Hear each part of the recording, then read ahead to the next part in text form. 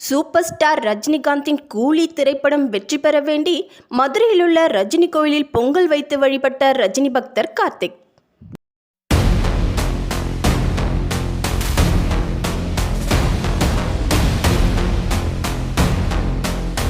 சர்வதேச அளவில் தமிழ் சினிமாவின் முதல் அடையாளம் என்றால் அது சூப்பர் ஸ்டார் ரஜினிகாந்த் தான். 1975 ஆகஸ்ட் 18 அபூர்வ ராகங்கள் படத்தில் அந்த இரும்பு கதவை திறந்து கொண்டு திரையுலகிலும் தமிழ் ரசிகர்கள் மனதிலும் ரஜினிகாந்த் நுழைந்த நாள். 50 ஆண்டுகள் கழித்து 2025 கூலி திரைப்படம் ரஜினியின் 171வது படம். அதே ஆகஸ்ட் மாதம் 14 ரஜினியின் படம் வெளியாகிறது என்றால் வேறு யாருக்கு இப்படி ஒரு பாக்கியம் கிடைக்கும்?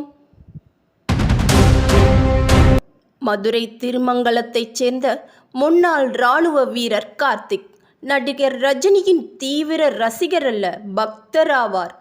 ரஜினிக்காக சிறப்பு கோவில் ஒன்றை கட்டி அதில் அவருக்கு சிலை அமைத்து தினமும் பூஜை செய்து குடும்பத்துடன் வழிபட்டு வருகிறார்.